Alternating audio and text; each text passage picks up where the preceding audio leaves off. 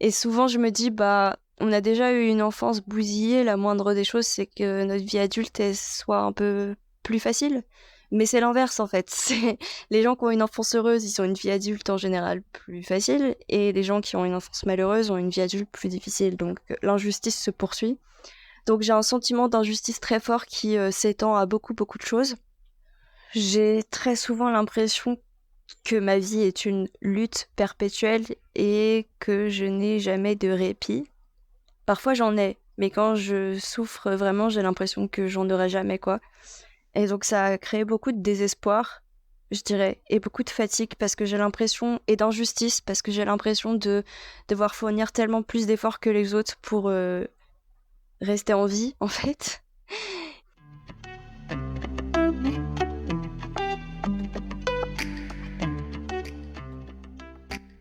Bonjour et bienvenue sur Ouvrir la boîte, le podcast où on parle santé mentale.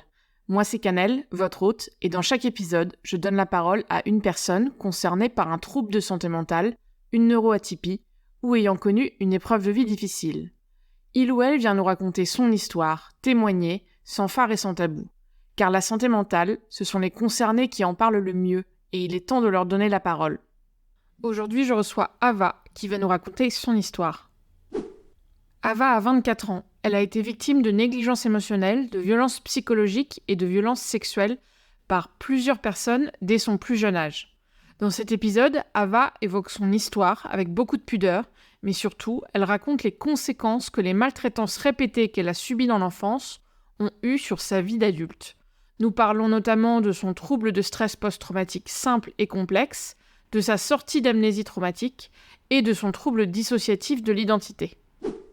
Avant de commencer l'épisode, je voudrais simplement remettre un petit peu de contexte. Les violences faites aux mineurs sont souvent largement sous-estimées, tant dans leur gravité que dans leur fréquence. En France, on estime que plus de 20% des enfants seraient victimes de violences. Les violences que subissent les enfants, qu'elles soient physiques, psychologiques ou sexuelles, sont le plus souvent intrafamiliales ou institutionnelles, autrement dit commises par des personnes censées les protéger. En conséquence, elles sont très rarement identifiées et signalées et peuvent durer des années.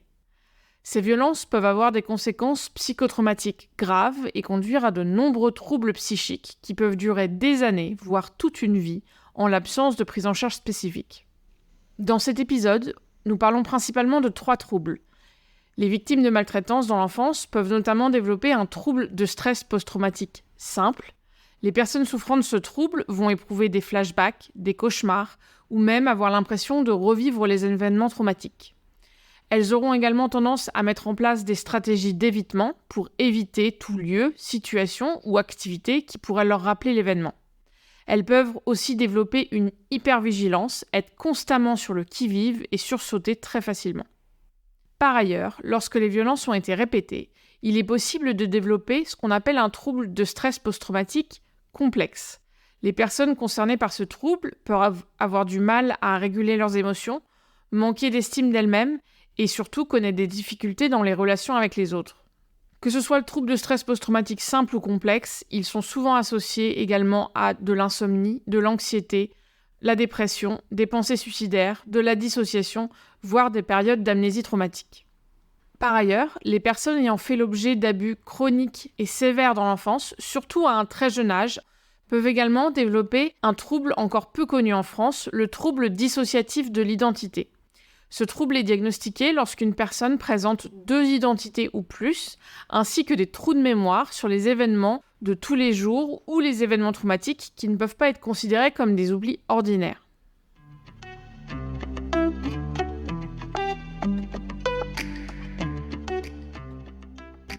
Ce podcast vous est présenté par Touki, la première plateforme française de groupes de parole en ligne.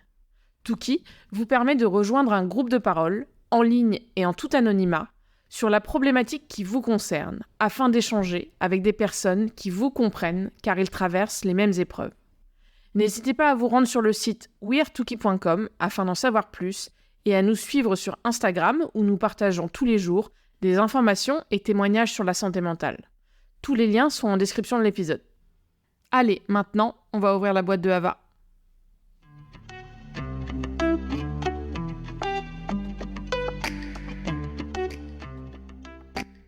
Bonjour Ava, merci beaucoup d'être avec nous aujourd'hui pour apporter ton témoignage sur le sujet du trauma et plus particulièrement sur les traumatismes répétés dans l'enfance et toutes les conséquences que cela peut avoir sur la vie par la suite. Donc bienvenue.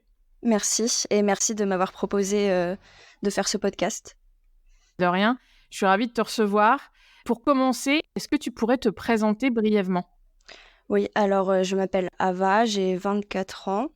J'ai fait des études de lettres et là je vais commencer à être prof de français à la rentrée et j'ai 2 comptes Instagram, À ventre ouvert et Dissociation traumatique, dans lesquels je parle de protection de l'enfance, de tout type de maltraitance dans l'enfance, notamment de l'inceste, des violences sexuelles et plus généralement de troubles mentaux liés à ces maltraitances et de dissociation. D'accord, merci. Et c'est effectivement comme ça que moi j'ai découvert ton travail par tes comptes Instagram qui sont des comptes où tu témoignes et où tu recueilles aussi les témoignages des autres et qui sont souvent d'une très grande force. Donc merci pour ce travail. Est-ce que tu peux aujourd'hui donc nous raconter ton histoire ? Oui, alors dans les grandes lignes, pour faire pas trop long quand même, j'ai été victime de négligence émotionnelle, de violences psychologiques et de violences sexuelles par plusieurs personnes dans mon enfance. Ensuite, vers 18 ans, je suis partie de l'environnement familial où j'ai grandi et c'est à partir de là que j'ai pu déjà retrouver la mémoire, me rappeler de ce que j'avais pu vivre et en prendre conscience et faire tout ce travail pour en arriver à là et au compte que je tiens aujourd'hui. Donc tu parles de trauma dans l'enfance, à la fois je comprends violence psychologique et violence sexuelle. Est-ce que tu peux nous en dire un peu plus déjà sur les violences psychologiques ? Quelle forme ça peut prendre ? Quelle forme ça a pris pour toi surtout ?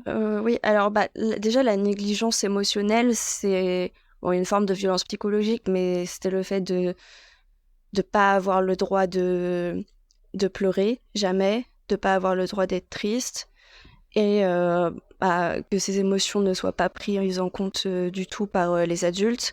L'obligation d'être très mature et d'être une adulte dès toute petite, et aucun soutien vis-à-vis des violences vécues, par exemple. C'était tout un ensemble. Je veux dire, outre les violences, le fait d'avoir des parents instables ou qui vont très mal, avec qui la relation est paradoxale ou pas forcément très saine, ça joue un grand rôle aussi dans le trauma. D'accord. Et donc tu nous as aussi parlé de violences sexuelles. Je comprends qu'il y a eu différents agresseurs.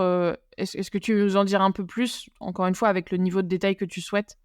Oui, alors il y a eu un cousin, entre mes 7 et 11 ans environ, contre lequel j'ai porté plainte il y a maintenant 5 ans. Il y a eu un ami de mes parents, j'ai oublié un peu les âges, mais ça devait être entre 5 et 12 ans. Et il y a eu 2 autres adultes de ma famille proche. Voilà, les 4 principaux, on va dire. Mais après, j'ai grandi dans une famille où c'était incestueux, mais aussi incestuel, et c'était un climat un peu général de violence. Donc, c'était un peu entre tout le monde, partout. C'était très, très banalisé et normalisé, quoi. Est-ce qu'à l'époque, tu te rendais compte de ce qui se passait et est-ce que tu as parlé ? Je me souviens pas tellement, mais j'ai appris, je pense que c'est un peu la plainte qui a délié les langues autour de moi. J'ai appris que j'avais dit des choses comme je ne veux plus y aller en pleurant, chez les agresseurs en question, par exemple. Donc, j'ai pas dit clairement, mais j'avais donné des signes et j'avais dit que je ne voulais plus y aller, quoi. D'accord. Effectivement, t'en avais pas parlé, mais il y avait des signes. Et il y avait des signes de blessures physiques aussi. Mais comme c'était très normalisé dans ma famille, on me disait que c'était normal d'avoir des plaies, par exemple, aux parties génitales. On me disait c'est normal. Ah oui, donc effectivement, les gens tournaient la tête en tout cas. Oui, c'est ça. Et quelle est ta relation avec ta famille aujourd'hui ? Une relation très compliquée. Je vois seulement ma famille proche, donc ma sœur et mes parents. et je refuse de voir le reste de la famille, mais ça crée un peu des conflits et ça me fait un peu culpabiliser, quoi. Mais moins je vois de gens de la famille, mieux je me porte.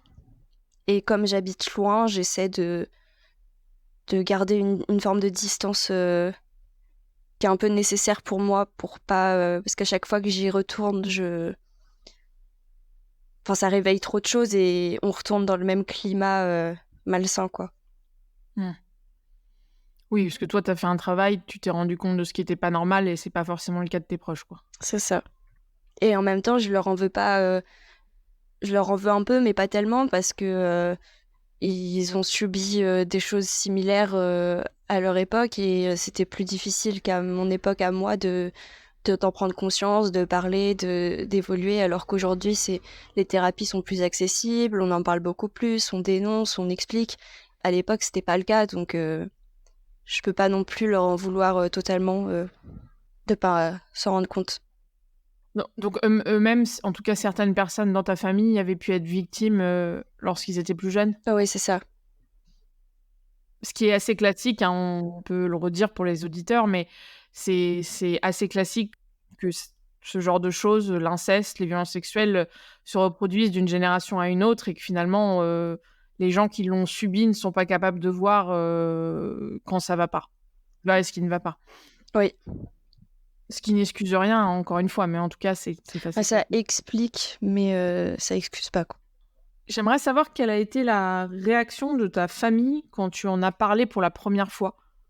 Et aussi peut-être quand est-ce que tu en as parlé pour la première fois? Enfin, revenir un peu là-dessus. J'en ai parlé pour la première fois vers 19 ans, je pense. J'avais déjà commencé à porter plainte. Enfin, j'avais déjà déposé la plainte.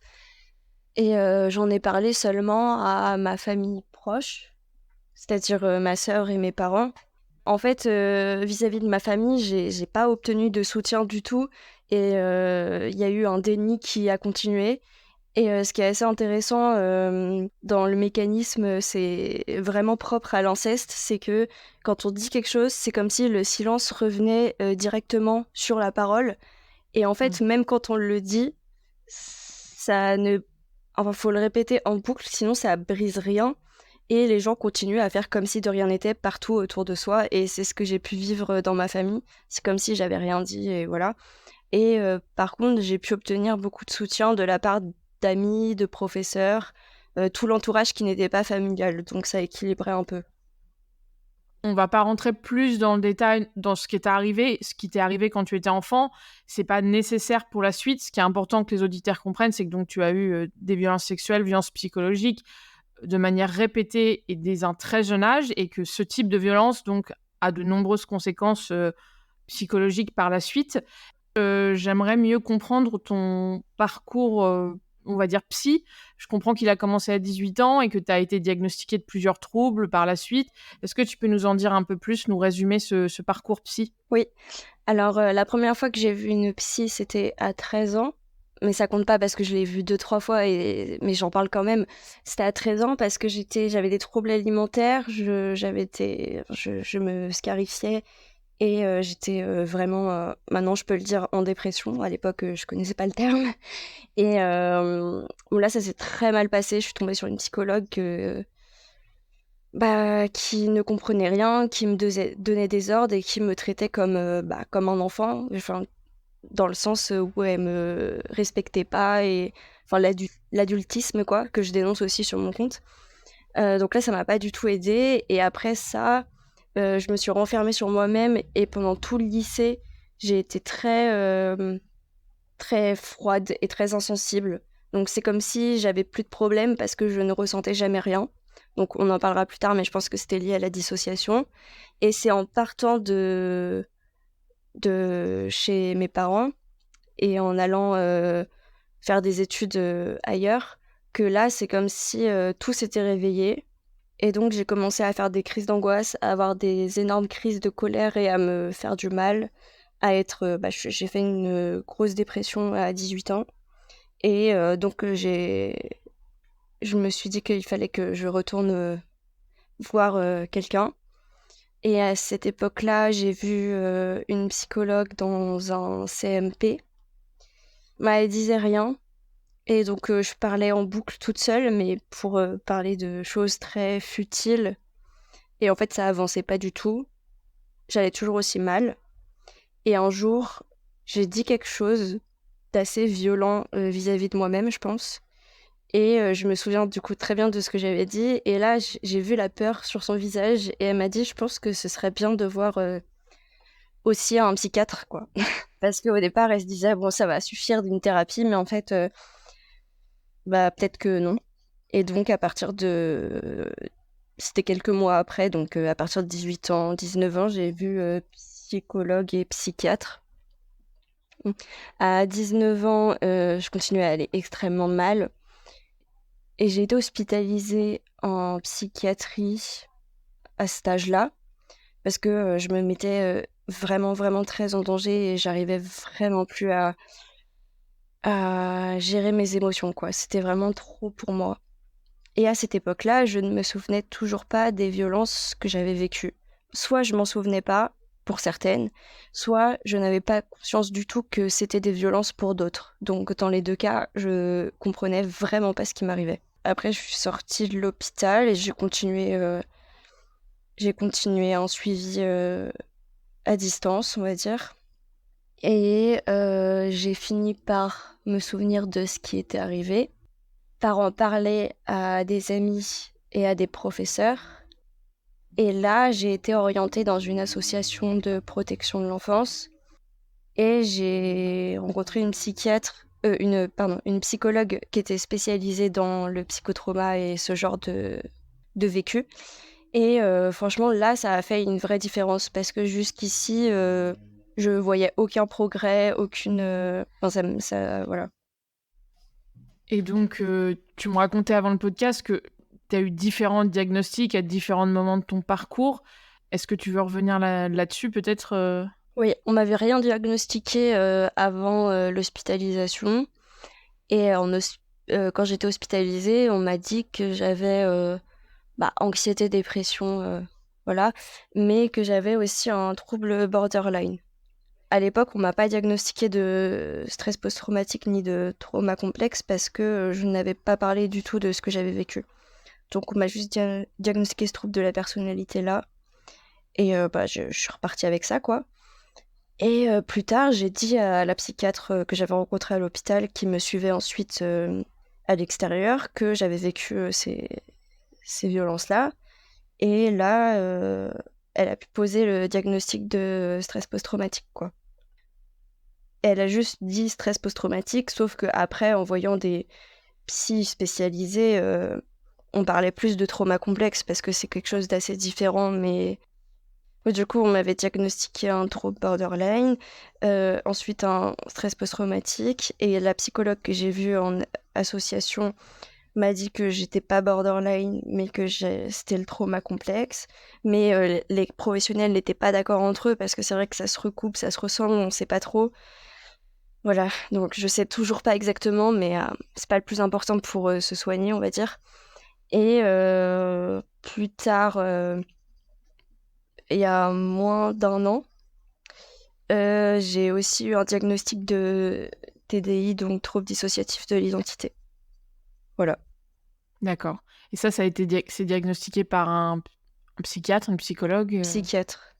Et donc effectivement, plusieurs troubles. On va revenir un peu plus en détail sur cela. Pour un dernier point sur ton histoire, dans tout ce que tu m'as raconté, il y a une chose qui qui m'intrigue.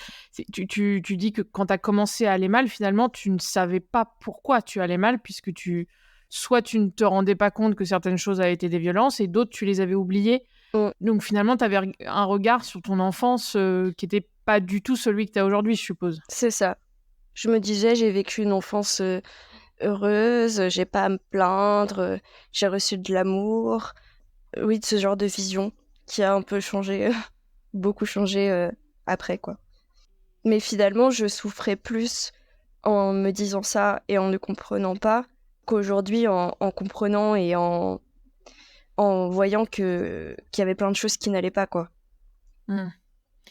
Et donc, on va revenir sur ton amnésie traumatique et comment tu en es sortie pour donc certaines violences sexuelles. Mais ce qui est intéressant, c'est que tu dis qu'il y a aussi certaines violences psychologiques, sexuelles, dont tu n'avais pas conscience que c'était des violences. Et ça, c'est les professionnels de santé qui t'ont permis de mettre les mots sur ce qui était normal ou anormal. C'est ça. Et je me souviens que j'avais plutôt honte parce que, donc je vais raconter, mais on faisait une séance d'ICV avec une ancienne psychologue et j'avais donné un souvenir lambda au hasard, comme ça, pour une année de ma vie. Et je raconte le souvenir plus en détail. Et d'un seul coup, en le racontant, mais c'est quand même moi qui me suis posé la question. Mais d'un seul coup, en le racontant, je me dis, mais est-ce que c'est normal ou pas finalement? Alors que je m'étais jamais posé la question. Et donc, je finis par raconter le souvenir plus en détail à cette psy. Et là, elle a l'air très choquée et elle me regarde et elle me dit, mais là, au regard de la loi, c'est un viol en fait. Et j'avais, je sais pas moi, 22 ans. Donc je me suis dit, ok, donc je suis vraiment conne, à 22 ans, j'ai toujours pas compris quoi. Alors que j'avais déjà mon compte Instagram, enfin tu vois, c'était vraiment... et après ça, ce que j'ai fait, c'est que avec mes amis en qui j'ai confiance, quoi, j'ai reparlé de ça. Et en gros, au détour des conversations, parfois je racontais un truc parce que à chaque fois, du coup, je me mettais à douter de chaque souvenir. Douter si c'était normal ou pas. Et donc, je leur racontais des anecdotes dont je me souvenais en plus. À ces amis-là, je leur racontais et j'attendais à chaque fois de voir leur réaction pour voir si c'était normal ou pas, parce qu'il me fallait l'extérieur en fait pour savoir. Et à chaque fois, enfin vraiment la majorité du temps, mes amis ils me regardaient avec un air vraiment désolé et ils me disaient non, non, ça non plus, c'est pas normal. Donc voilà, c'est un peu comme ça que j'ai pris conscience de tout ce qui n'était pas normal. Mais ça a mis du temps parce que, bon là c'est lié aussi à la dissociation, mais c'est-à-dire que en fait j'apprenais que c'était pas normal, mais c'est comme si d'autres parties de moi n'avaient pas appris l'information. C'était une partie qui avait appris et pas les autres. Et donc c'est comme si j'avais réappris 10 fois au moins que ce que j'avais vécu c'était de l'inceste quoi. Parce qu'à chaque fois je réoubliais. Et donc à chaque fois que je réapprenais que c'était pas normal, j'étais je le découvrais encore pour la première fois. Ça arrivait plein de fois avant que ça s'intègre vraiment et que chaque partie ait intégré que ce qu'on avait vécu, c'était ça, quoi. Voilà, je sais pas si c'est clair. Si, c'est clair. Et puis encore une fois, c'est pour les auditeurs qui nous écoutent, on va revenir dessus, mais tout ça est lié à ton trouble de ton TDI, trouble... Dissociatif de l'identité, ouais. Merci. Et du coup, les violences que j'avais oubliées, c'était celles dont je me rendais compte, en fait. C'est ça qui est drôle. Et quand je m'en suis souvenue, c'est parce que c'est des violences plus évidentes, avec des hommes, avec de la violence, quoi. Enfin, je veux dire, de la violence presque physique, voilà. Et alors que celles que j'avais pas oubliées, c'était pas le schéma habituel qu'on a en tête quand on parle de violences sexuelles, etc. Et par exemple, c'était sous couvert de soins physiques, de soins médicaux ou ce genre de choses. Et donc, je pouvais pas... à l'époque, je ne savais pas du tout que c'était pas normal, en fait, parce que c'était ça depuis que j'étais toute petite. Et c'était censé être pour me soigner. Donc, je n'allais pas remettre en question ça parce que j'allais pas... En fait, quand on voit pas ce qui n'est pas normal, on pense pas à en parler aux gens. Parce que ça va de soi, quoi. Voilà. Et donc, ouais, ce que tu as dit oublier, mais donc ces violences, justement, celles dont tu n'avais pas conscience, tu ne les as pas oubliées, et celles que tu avais oubliées, c'est celles plus classiques, avec violence, C'est ça. dont ton cerveau savait que c'était des violences, on va dire. Ouais, c'est ça. Maintenant, on va rentrer un peu plus dans le détail de tous les impacts que ça a pu avoir sur ta vie aujourd'hui. On va parler de différents troubles et je rappelle aux auditeurs que tu n'es pas professionnel de santé et moi non plus. Tu es vraiment là pour partager ton histoire, ta vérité à toi. Tu vas partager ta vision de ces troubles qui t'ont été diagnostiqués. Donc pour commencer, j'aimerais qu'on revienne sur le trouble de stress post-traumatique simple et complexe. Est-ce que tu pourrais nous dire déjà, qu'est-ce que le trouble de stress post-traumatique pour toi ? Un stress post-traumatique, c'est ce qui se déclenche après avoir vécu un événement que notre cerveau notre cerveau n'a pas pu intégrer et n'a pas pu classer dans la mémoire autobiographique avec tous les souvenirs habituels qui sont rangés, quoi, en gros. si on prend une image. Et là, c'est un souvenir qui reste séparé du reste et qu'on n'arrive pas à mettre dans le passé et qu'on n'arrive pas à voir comme un souvenir avec un début, un milieu, une fin et dont on n'arrive pas à faire le récit, quoi, au départ. Et donc ça engendre de l'évitement, de l'hypervigilance, des cauchemars, des crises d'angoisse. Ça peut en tout cas. Et on vit encore dans l'événement, quoi. Et donc oui, donc ça c'est effectivement une définition assez générale. Et pour toi, comment se présente au quotidien ton stress post-traumatique, donc à la fois simple et complexe, puisque tu souffres des deux? Alors, le stress post-traumatique simple, je trouve que ça va un peu mieux quand même au quotidien. Le pire, c'était au moment où je m'en souvenais pas, paradoxalement. Et au moment où je m'en suis souvenue aussi, où ça réveillait toute la mémoire. Mais disons que déjà, les cauchemars, il y en a toujours, et ça continue. De la dissociation, quand il y a quelque chose qui rappelle les événements, je dissocie, quoi. Et quand on parle du sujet, c'est difficile pour moi. J'évite beaucoup de situations qui rappellent ces choses-là. Par exemple, je suis incapable d'assister à un repas familial, quel qu'il soit. Même si ce n'est pas du tout ma famille, même si c'est une autre famille dans laquelle ça se passe bien, moi je peux pas. Genre, repas familial est égal énorme trigger. Et c'est vraiment quelque chose qui me répugne, quoi. Donc, c'est un exemple, mais voilà. Non, mais c'est intéressant. Est-ce que tu as d'autres exemples concrets comme ça? Donc, tu nous as donné un exemple d'évitement. Tu nous as parlé de dissociation. La dissociation, ça se passe comment, par exemple, concrètement? Soit je deviens totalement morte intérieurement et anesthésiée, donc je ressens plus rien. Donc c'est l'inverse de... Parfois ça peut être des crises d'angoisse, mais en général c'est l'inverse, ou des crises de larmes, mais oui, moi c'est plutôt l'inverse, c'est-à-dire que je deviens totalement froide, insensible, je ne ressens plus rien du tout. C'est-à-dire que je peux me brûler, je vais même pas ressentir quoi. Donc c'est soit ça, et donc je suis comme morte à l'intérieur et il y a plus personne, soit je change de... C'est une autre partie qui prend le dessus, ça c'est plus lié au TDI, et qui est plus à même de gérer la situation. Parce qu'il y a des parties qui sont très traumatisées et d'autres qui s'en foutent un peu, en fait. Voilà. Ok, bon, on reviendra sur le TDI un petit peu par la suite. Et donc ça, c'était plutôt le stress post-traumatique simple. Ouais. Et le trauma complexe... Je trouve que c'est pas exactement la même chose. Déjà, rien que dans la CIM, parce que le trauma complexe ne figure pas dans le DSM, parce que les Américains ne veulent pas en faire un trouble à part entière, alors que, bon, c'est juste pour pas reconnaître le nombre d'enfants victimes, mais c'est pas grave. Enfin, si c'est grave, mais voilà. Le trauma complexe dans la CIM 11, c'est quelque chose de plus général. C'est un peu la vision qu'on a de soi, la vision qu'on a du monde, qu'on a des autres, etc. Donc c'est par exemple avoir une image de soi dégradée, ressentir beaucoup de honte, de culpabilité, etc. Avoir une vision du monde très négative, du genre le monde est dangereux, le monde est dégueulasse, enfin tout ce que je pense en fait au quotidien.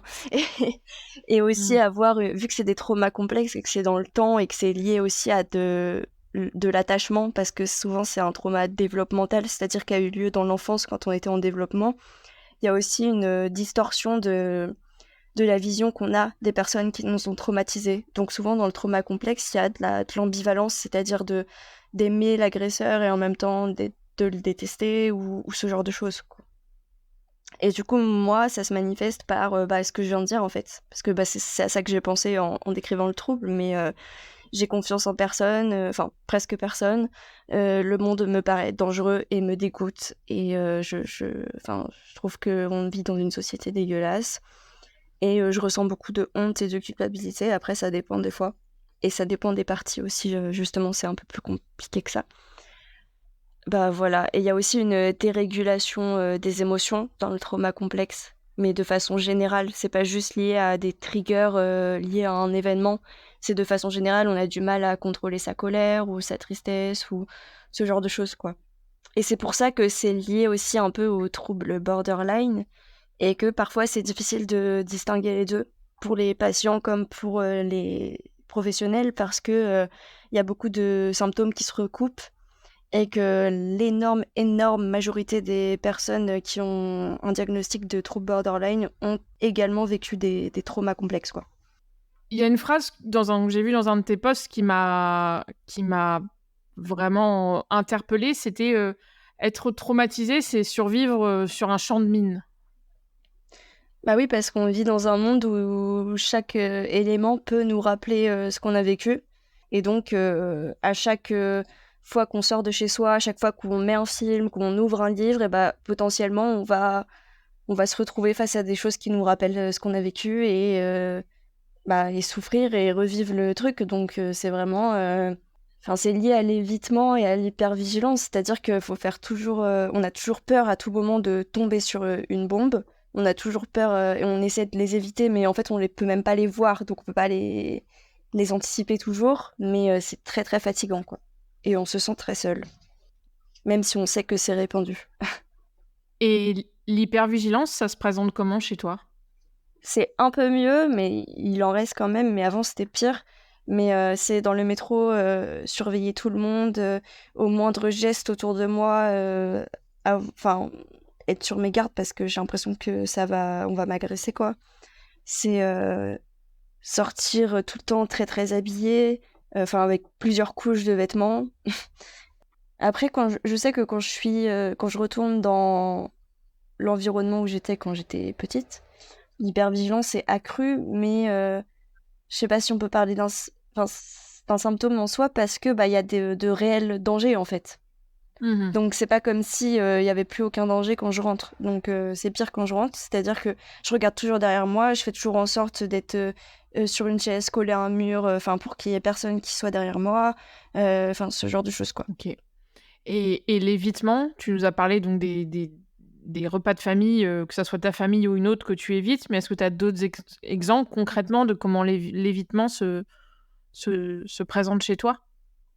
Ne jamais être enfermé seul dans une pièce avec un homme. De jamais sortir seul. Bon, ça, c'est un peu tout le monde parce que c'est fréquent, mais ne jamais sortir seul le soir. Après, ça dépend des parties. Je suis obligée de dire ça parce que ça dépend vraiment des parties.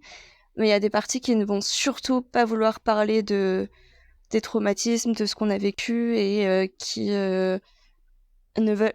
évitent même d'y penser. C'est-à-dire que elles arrivent à pas y penser, elles veulent pas y penser. Mais il y en a d'autres qui peuvent en parler, donc ça dépend. Mais il y en a certaines qui sont plus dans l'évitement que d'autres. Ouais, qui évitent même le sujet, quoi. C'est ça. Maintenant, on va revenir sur le concept, sur la mémoire traumatique, l'amnésie traumatique. Pour remettre un peu le contexte pour les auditeurs, les victimes de violences sexuelles dans l'enfance sont très nombreuses à oublier tout ou partie des faits et à s'en rappeler seulement des années, voire des dizaines d'années plus tard. On parle d'amnésie traumatique totale lorsque la personne n'a aucun souvenir des événements traumatiques et n'a même pas conscience d'avoir été victime, et d'amnésie traumatique partielle lorsqu'elle a des bribes de souvenirs mais qu'elle ne se rappelle pas de l'intégralité des faits. Donc tu nous as évoqué, toi, que tu as connu l'amnésie traumatique. Est-ce que tu peux nous en dire davantage ? Comment j'ai retrouvé la mémoire, comment je me suis rendu compte que j'avais fait une amnésie traumatique. Oui, c'est ça, exactement. Parce que du coup, quand j'étais en amnésie traumatique, je m'en rendais pas compte. Et je pense que ça a commencé par les cauchemars. En fait, je rêvais, je faisais beaucoup de cauchemars de viol et je comprenais pas pourquoi, parce que je me disais que ça m'était pas arrivé. Et j'y pensais de plus en plus souvent. Et il y avait des choses qui me paraissaient étranges et j'avais beaucoup de symptômes, des sensations. Du coup, c'est des reviviscences, quoi. Mais j'avais des symptômes, des sensations physiques de violence sur mon corps alors qu'il se passait rien dans les faits, quoi. Et un jour, ça n'a aucun lien, je trouve, mais un jour, j'étais en cours d'histoire et j'ai revu une image de mon enfance et j'ai entendu une pensée dans ma tête qui venait d'ailleurs. J'ai l'impression que la pensée, elle venait pas de moi, quoi. Et la pensée me disait, à toi aussi, ça t'est arrivé. Voilà. Et j'ai compris de quoi ça parlait, quoi. Et c'était de viol. Les faits que tu avais oubliés, c'était les faits avec ton cousin ? Oui, et avec l'ami des parents. D'accord. Et donc, comment ça s'est passé? Tous les faits sont revenus d'un coup ou tu as eu cette Non. intuition que ça t'était arrivé, puis après, Ouais, c'est ça. Au départ, j'avais l'intuition, mais j'avais pas d'image. En fait, j'avais des images de la pièce ou d'un jouet auquel je jouais avant, après, je sais pas où c'est arrivé, quoi. Et, et les semaines qui ont suivi, plusieurs semaines, ça revenait par petites touches. Et c'était un enfer sur Terre. Mmh. J'avais l'impression que ça allait jamais s'arrêter, quoi. Ouais. Et les gens qui sortent d'amnésie traumatique ça peut être très compliqué, on peut avoir l'impression qu'on devient fou, Ouais, c'est ça. Et au moins de petits éléments, bah, il y avait de nouveaux souvenirs qui surgissaient. Et parfois, c'était même pas un élément concret, c'est-à-dire c'était une émotion. Je me souviens d'une fois où j'étais vraiment en colère, mais c'était pas du tout lié à ce que j'avais vécu, quoi, mais j'étais juste très en colère. Et c'est comme si la colère avait été un trigger et avait fait ressurgir d'autres souvenirs, des nouveaux souvenirs, quoi. Donc parfois, c'était même juste une émotion. D'accord. Et ça a pris pendant plusieurs mois comme ça, petit à petit, les souvenirs sont revenus? C'est ça, je pense que ça a duré au moins 3-4 mois, même peut-être plus, avec des périodes de répit, mais voilà. Mais ce qui m'a aidé, c'est qu'à chaque nouveau souvenir, je l'écrivais et je l'envoyais à des personnes de mon entourage. Et ça me permettait de partager chaque souvenir qui me revenait et de pas le garder pour moi, quoi. Donc systématiquement, un souvenir, bon, j'étais au bout de ma vie, je pouvais pas bouger pendant 3 heures. Et une fois que je pouvais, j'écrivais, j'envoyais, et puis je déposais ça ailleurs, et il y avait quelqu'un pour me répondre et pour être quand même présent et me soutenir, quoi. Mmh. Et on dit souvent que les souvenirs des événements traumatiques sont différents des souvenirs ordinaires, qu'on peut les voir de manière beaucoup plus claire, est-ce que toi, c'était ton cas? Il y avait certains éléments qui étaient très clairs. En général, c'était pas les... C'était, je sais pas moi, un jouet dans la pièce, ou le savon dans la salle de bain, ce genre de choses était très clair. Mais les violences en elles-mêmes, souvent, au contraire, c'est beaucoup plus sensoriel, fragmenté, et c'est difficile de recomposer l'image. Et je pense pas me souvenir de tout non plus. Ouais, ça allait être ma question. Donc ouais, aujourd'hui, tu as encore une amnésie partielle, Ouais, je pense que je suis passée d'amnésie totale à amnésie partielle. Et il y a un débat chez les... Enfin, il y a un débat autour de l'amnésie existe-t-elle ou pas? Et je trouve que c'est vraiment problématique parce que ceux qui disent que l'amnésie n'existe pas n'ont jamais rencontré de victime de leur vie, c'est pas possible. Oui, effectivement, hein, il y a eu de nombreuses études qui montrent que les victimes de violences sexuelles, surtout dans l'enfance, oublient énormément, encore plus dans le cas d'inceste parce que Mm. c'est une manière pour le cerveau de protéger, la victime puisqu'elle est en contact permanent ou du moins, souvent avec son ou ses agresseurs et donc l'amnésie traumatique est la seule manière de se protéger. Il y a eu de nombreuses études à ce sujet. Moi, je parle à beaucoup de victimes dans le cadre, de ce podcast et de mon travail et c'est quelque chose qui revient, quasiment en permanence, hein. Ouais, ouais, mais il y a encore des gens qui disent que ça n'existe pas. Et qui veulent prouver ça ou prouver que c'est des faux souvenirs qui ont été induits, etc. Donc c'est pour ça que je voulais préciser quand même Non, que... mais tu as raison, il faut, hein. Et j'aimerais aussi revenir sur ton diagnostic donc de trouble de la personnalité borderline qui, est aujourd'hui remise en cause par certains professionnels et pas par d'autres. Donc, est-ce que tu peux nous en dire un peu plus sur ce trouble et sur comment il te concerne? Bah, je coche quasiment toutes les cases du trouble, en fait, c'est-à-dire les efforts démesurés pour éviter l'abandon, le sentiment de vide, les mises en danger ou comportements auto-agressifs, l'instabilité émotionnelle, la vision un peu noir-blanc, idéalisation, dévalorisation dans les relations personnelles. Enfin, il y a aussi des phases de dissociation. Enfin, en vrai, tous les symptômes me correspondent extrêmement bien. Mais certains spécialistes ne sont pas, enfin certains psys ne sont pas d'accord entre eux. Peut-être parce que je ne leur montre pas les mêmes parties de moi. Donc en fonction des infos qu'ils ont sur moi, ils pensent pas la même chose. Mmh. Bon, je sais pas trop quoi en penser. Maintenant, je m'attarde plus trop sur ce diagnostic. Je sais juste qu'il me correspond toujours dans les faits. Hmm. Mais depuis que je travaille sur les traumas, les symptômes sont quand même grandement atténués, on va dire. Ok. Oui, et puis les deux peuvent être liés. Mais bien sûr, moi j'avais aussi vu un article qui disait que pour comprendre le trouble de la personnalité borderline, il fallait comprendre le langage du trauma en fait, parce que c'est clairement ça, c'est du trauma relationnel pour moi. Et c'est aussi extrêmement lié, quoi. C'est trauma complexe, attachement désorganisé, borderline, tout ça, c'est un magma d'appellations pour caractériser toutes les conséquences des traumas. Et le TDI, c'est pareil, c'est un trauma complexe poussé à l'extrême, quoi. Donc, on va revenir maintenant justement sur ton TDI ou trouble dissociatif de l'identité. Comment est-ce que tu définirais le TDI ? Alors, je vais essayer de faire court pour que les gens comprennent. Je m'appuie sur la théorie de la dissociation structurelle de la personnalité qui est la plus connue et la plus utilisée.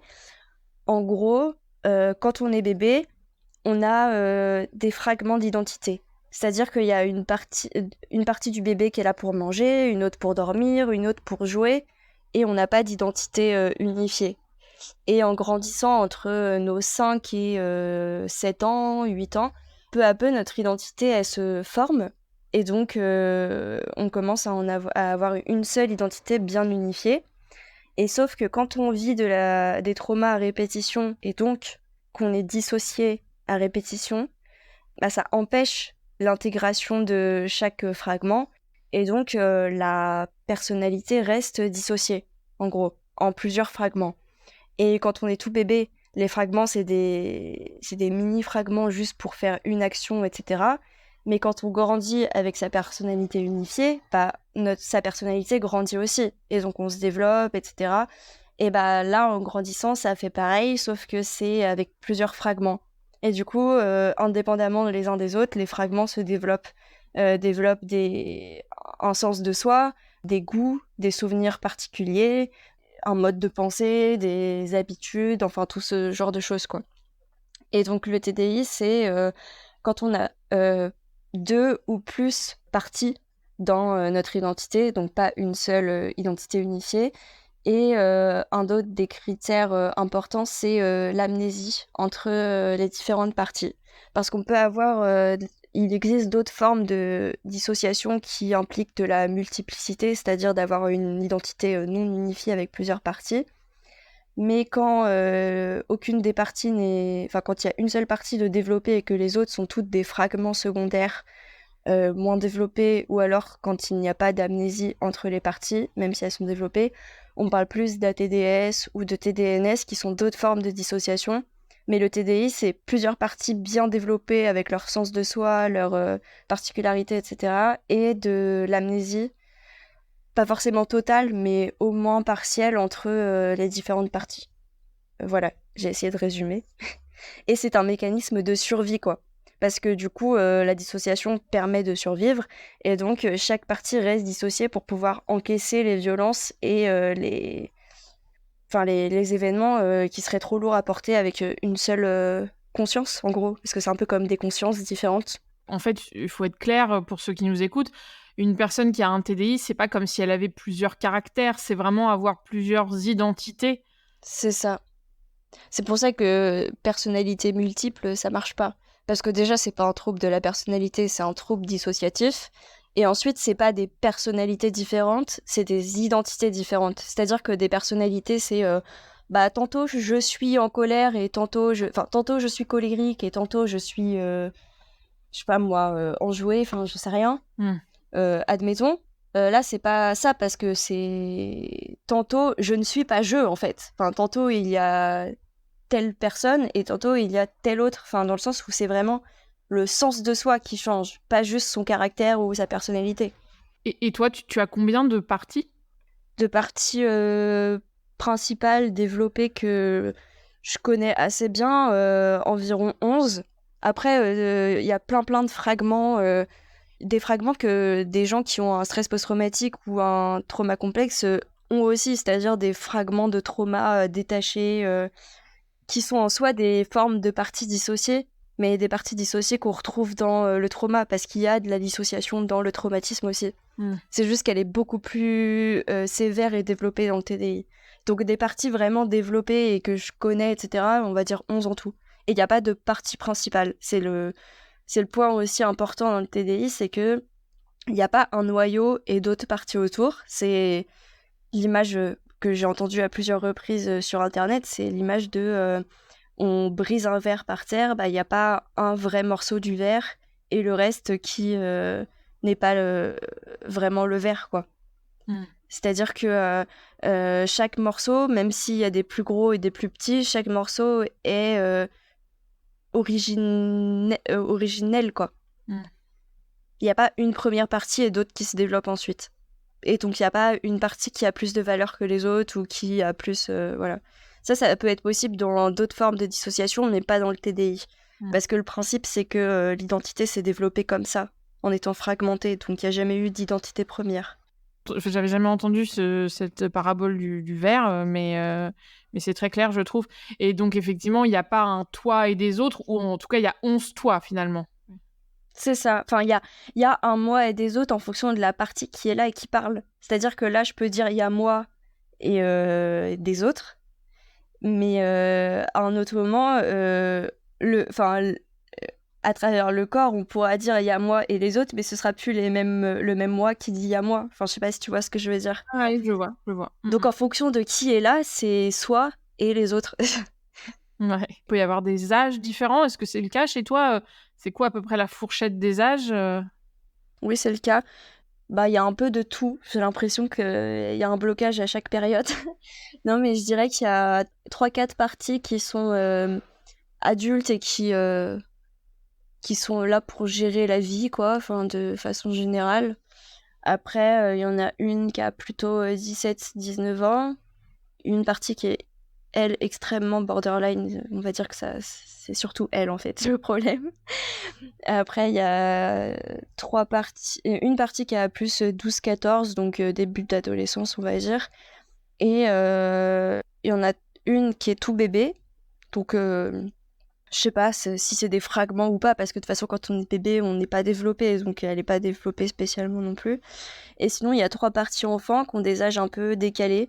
Plutôt 4-6 ans, une autre plutôt 5-8 ans et une autre plutôt 9-10 ans, quoi. En résumé. Et chacune a des traumas différents et a des rôles parfois différents liés au trauma, quoi. Après, aucune ne se résume au trauma, justement, parce que c'est des êtres développés. C'est comme un individu ne se résume pas à ses traumas, une partie dans le TDI non plus, sauf si c'est vraiment une partie qui est là juste pour répondre au trauma et qui donc est un fragment et pas une partie développée. Et est-ce que ces parties, tu disais, il y en a qui sont là pour gérer la vie d'adulte, est-ce qu'elles ont des rôles Ouais, il y en a une qui est plus sociable, on va dire. Il y en a une qui est plus niveau études, etc. Et franchement, les 2 autres, non, elles gèrent un peu quand elles veulent, quoi. Et c'est pas hyper fixe. C'est-à-dire que il peut très bien y avoir une partie sociale qui n'est pas la partie dite sociale, on va dire. Enfin, je veux dire, c'est pas parce qu'une partie est là pour être sociable que d'autres parties ne peuvent pas l'être aussi, ou que ce sera forcément cette partie-là qui sera là, quoi. Enfin, c'est beaucoup plus fluide que ça. Mais bon, ça ne se choisit pas tellement non plus. C'est ça le principe aussi, c'est que vu que c'est un trouble, c'est que tu peux pas le gérer. Si tu pouvais le gérer facilement, ce serait pas un trouble, quoi. Parce que ça t'handicaperait pas. Et quand tu communiques, que ça soit sur les réseaux ou aujourd'hui pendant ce podcast, c'est toujours la même partie qui se charge de ça, ou c'est quelque chose qui... Non, il y en a 3 différentes qui, je dirais, 3 différentes qui gèrent les réseaux et tout ça. Après, ce que j'ai pas précisé, c'est que c'est pas, contrairement à ce qu'on peut voir facilement sur les réseaux, parce que c'est plus difficile à expliquer aussi, mais c'est pas, en tout cas dans mon cas, dans mon expérience à moi, c'est pas toujours une partie définie à tel moment, etc. C'est-à-dire que souvent c'est un mélange de plusieurs parties. Parfois, voire souvent, je sais pas du tout quelle partie je suis Donc je comprends pas trop qui je suis, mais c'est pas extrêmement clair. C'est parfois compliqué de savoir quelle partie est là en fait et quelle partie on est. Et c'est assez fréquent qu'il y ait plusieurs parties mélangées, donc c'est encore plus difficile de déterminer qui est là ou pas. Ok. Et au quotidien, ça se passe comment encore une fois, concrètement Au quotidien, je pense que ça se voit pas tellement de l'extérieur parce que ce qui est assez fréquent dans le TDI, c'est qu'on apprend à masquer. Donc même si c'est une autre partie que celle habituelle, l'autre partie peut très bien... En plus, on a le même corps, donc c'est facile de croire que c'est la même personne tout le temps, quoi. Mais je veux dire, une partie est très bien capable de se comporter comme une autre pour pas que ça se voit, en fait. Après, quand c'est des parties, je sais pas, comment dire, de façon générale, ça va, mais on arrive à s'arranger, s'organiser, etc. Mais parfois, quand c'est des situations vraiment trop difficiles, avec beaucoup de traumas qui reviennent, etc., là, ça peut devenir plus compliqué. Par exemple, en février, j'ai revécu un événement très traumatisant qui a notamment traumatisé une des parties enfants qui porte les abandons, les traumas relationnels, etc. Et cette partie est restée pendant un mois. Mais du coup, elle voulait pas aller à l'école. Elle voulait juste faire du dessin. Elle voulait pas ranger. Elle voulait... Enfin, et j'ai rien, quoi. Et moi, j'ai aucun souvenir de ce mois où il y avait quasi qu'elle. Et je sais que c'était elle parce qu'il y a des dessins et des trucs qu'elle a pu écrire. Mais je me souviens pas de cette période-là. Et j'avais oublié que j'avais des études à suivre, par exemple. Enfin, je sais pas comment dire, c'est assez particulier, quoi. Donc, il y a des moments où c'est très compliqué et d'autres où ça va. Et donc, le TDI, c'est un trouble qui est encore très mal connu, parfois mal représenté. Oui, c'est ça. Oui, oui. En France, oui, il est très mal connu. Mais il y a d'autres pays où ils sont beaucoup plus avancés que nous, quoi. Mais en France, oui, il est très mal connu. Et comment s'est passé ton diagnostic, justement, alors qu'on est si en retard en France ?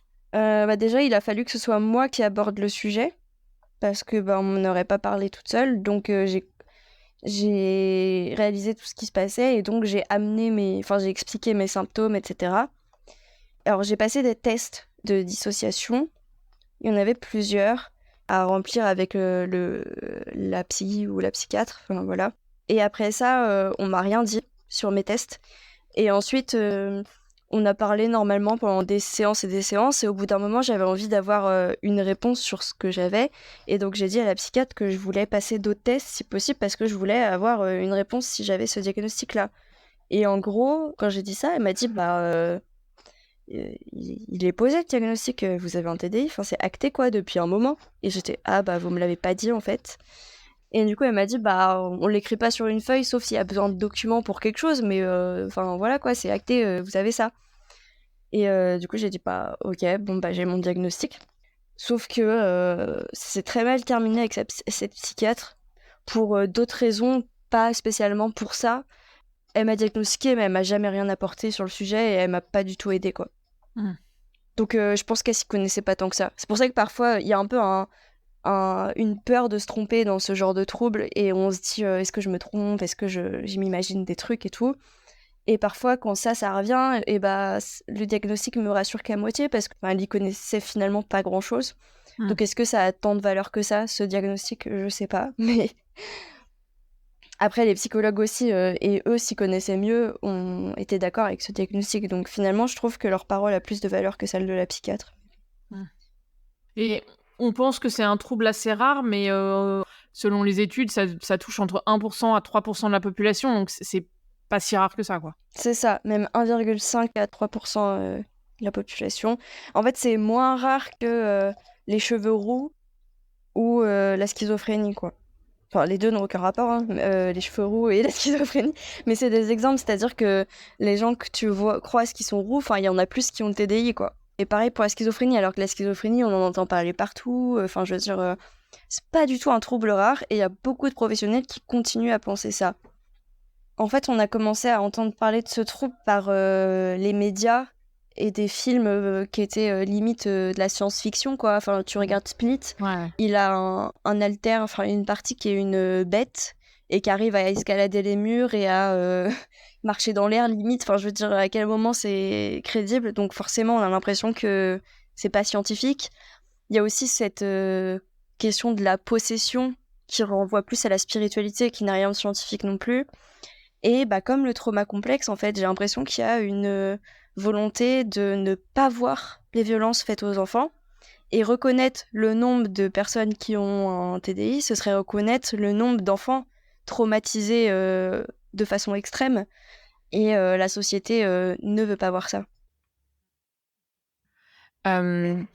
Maintenant qu'on a évoqué les différents troubles, comment ils se présentaient dans ta vie quotidienne, j'aimerais qu'on prenne un pas de recul et je vais te poser des questions un peu plus générales, vraiment sur toi, ta vie, notamment au-delà des symptômes spécifiques de tes troubles. Quel a été, selon toi, l'impact de tous tes traumas répétés sur ta vie? J'ai très souvent l'impression que ma vie est une lutte perpétuelle et que je n'ai jamais de répit. Parfois j'en ai, mais quand je souffre vraiment, j'ai l'impression que j'en aurai jamais, quoi.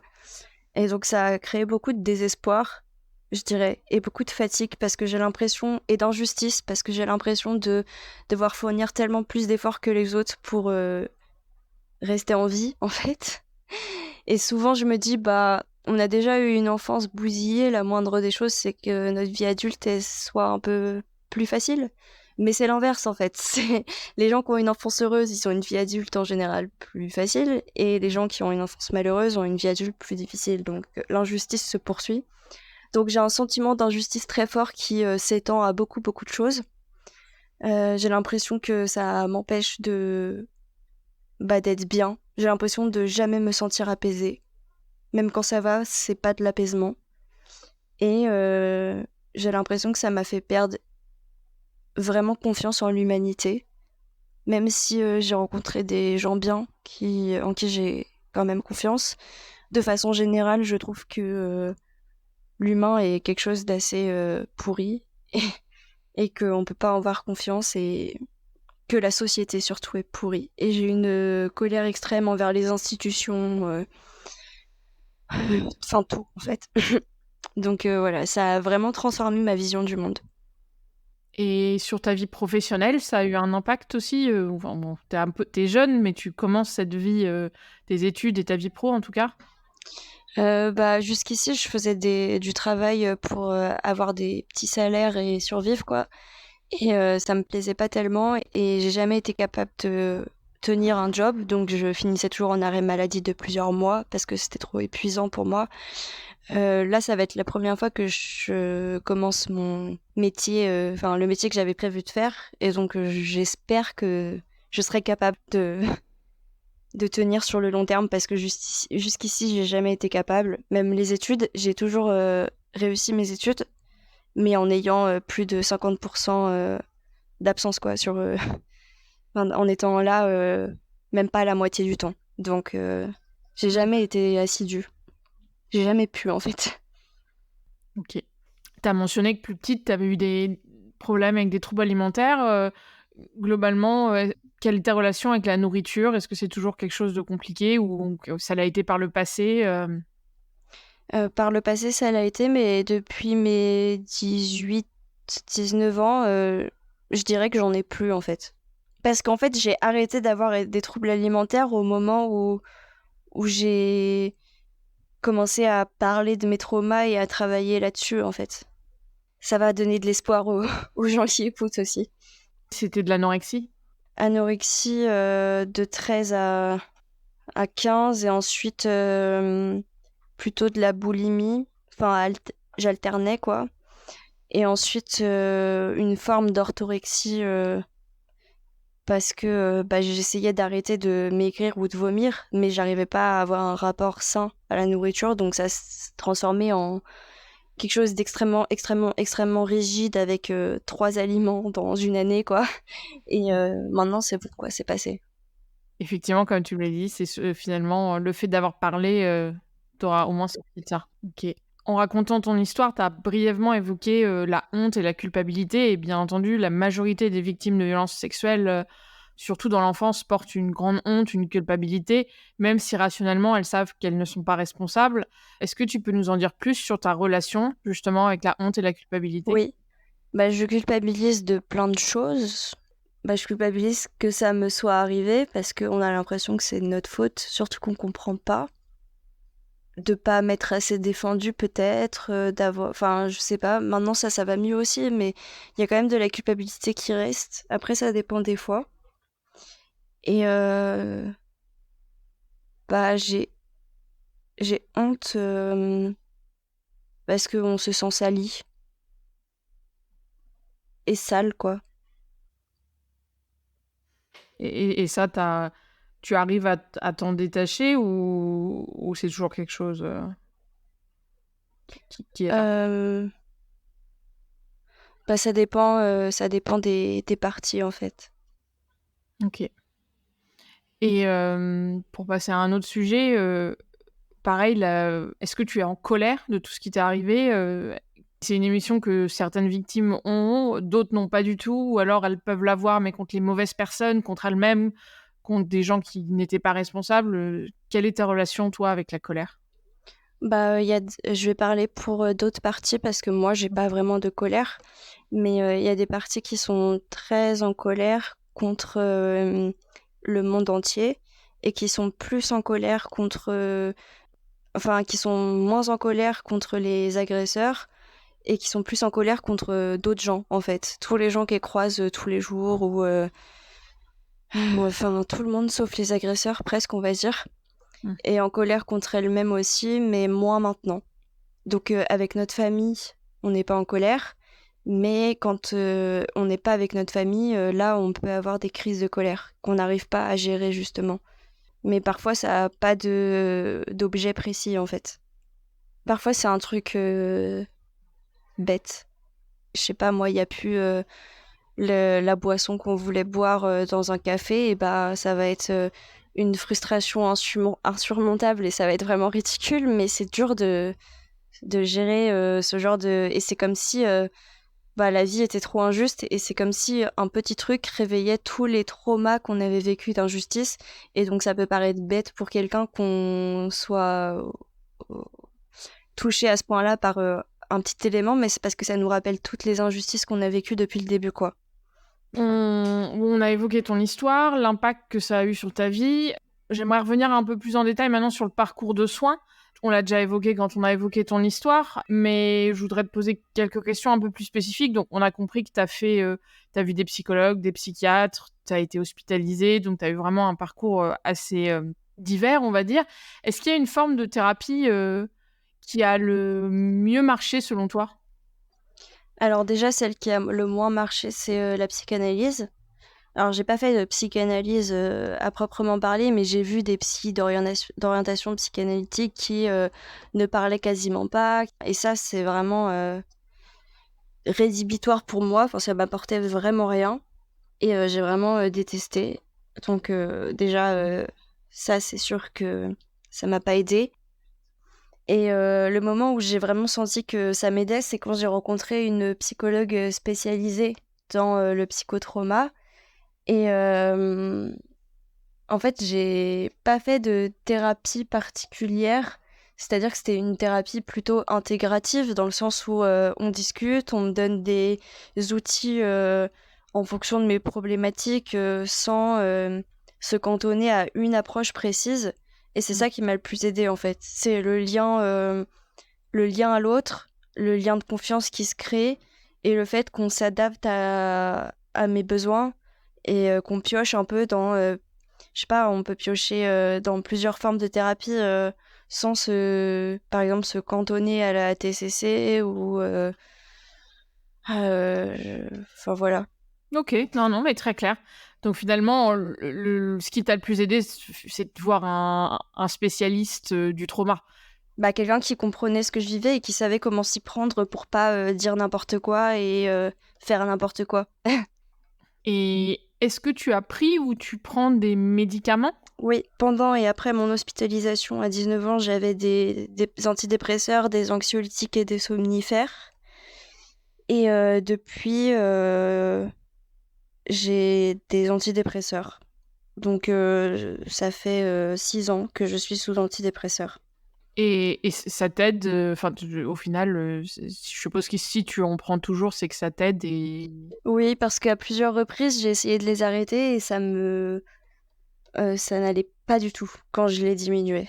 J'ai jamais totalement arrêté en 6 ans, mais il y a eu 2-3 fois où j'ai essayé de diminuer la dose et en fait, j'étais en crise suicidaire, quoi. Donc je pense qu'il faut que je les garde. et tu nous as déjà dit que certains de tes proches avaient été, clés, dans ton parcours de soins. Est-ce que tu peux nous en dire un peu plus de comment ils t'ont aidé? À mes amis, en m'écoutant, en me croyant et en m'aimant, tout simplement, on va dire. Mmh. Pour ma femme, ça a été un peu plus compliqué parce que ça la touchait plus directement et c'était assez violent pour elle aussi. Mais elle m'a aussi énormément soutenue. Et sinon, les autres personnes qui m'ont aidée, c'était 2 professeurs en particulier. Et bah, c'était clairement les seuls adultes de mon entourage et elles ont joué un rôle très grand à cette période-là parce que c'était les premiers adultes à qui j'en parlais, à qui j'ai tout raconté et elles me soutenaient par message, par appel tous les soirs. Elles sont allées à la brigade témoigner pour moi et je pouvais vraiment compter sur elles si j'avais besoin et j'avais vraiment besoin d'adultes protecteurs à cette période-là. Ce que je n'avais pas eu quand j'étais petite. Ouais, ça t'a montré que ça pouvait exister. Oui, c'est ça. Rien que des personnes assez fortes pour me soutenir ou pour écouter ce que j'avais à dire. Parce que le problème, c'est que tout le monde a l'air trop fragile autour de moi. Enfin, en tout cas dans ma famille. C'est moi qui dois porter les autres.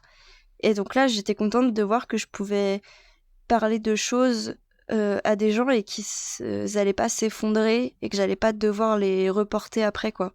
Ouais, ouais, rien que la capacité à entendre, C'est ça, c'était très important. À pas me dire c'est trop difficile, je veux pas entendre. Parce que ça, c'est quelque chose d'assez fréquent, surtout dans l'inceste, et bon, c'est un peu. C'est pas cool, quoi. Parce que nous, on n'a pas eu le choix de. On n'a pas pu dire ah non, c'est trop difficile, je veux pas le vivre. Enfin, on a dû le vivre, donc à un moment donné, les gens qui l'ont pas vécu, la moindre des choses, c'est d'écouter, quoi. mmh.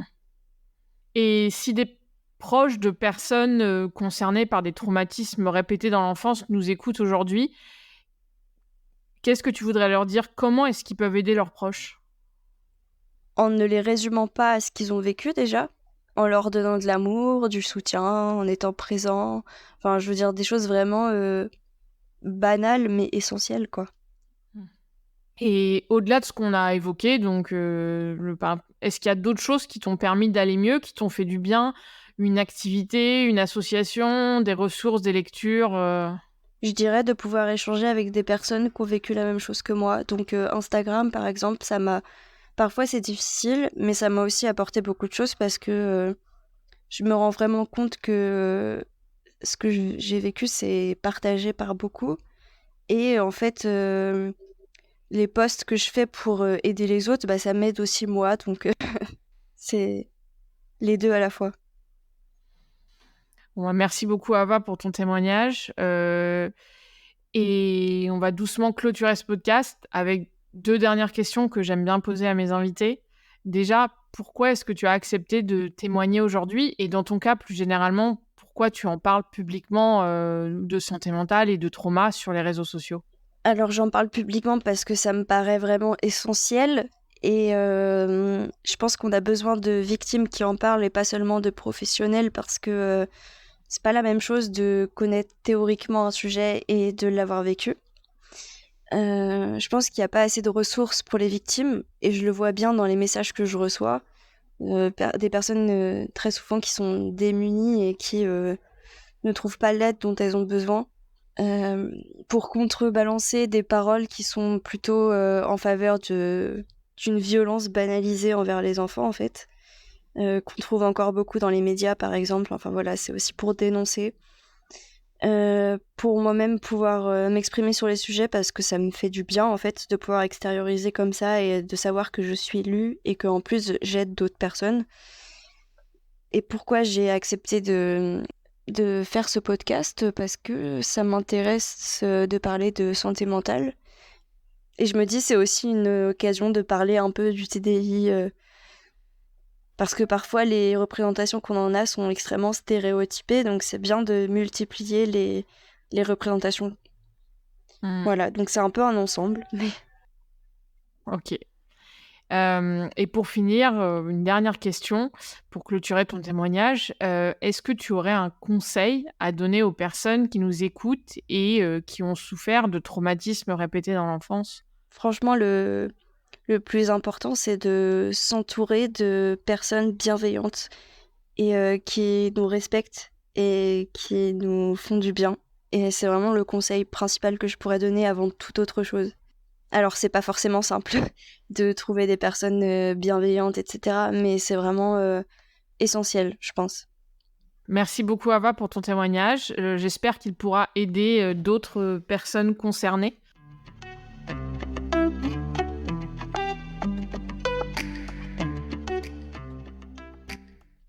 C'est la fin de cet épisode d'Ouvrir la boîte. Merci beaucoup d'être resté jusqu'au bout. Si vous avez aimé cet épisode, abonnez-vous, laissez-nous un avis sur votre plateforme d'écoute habituelle et surtout, partagez-le autour de vous. Merci et à bientôt pour un prochain épisode.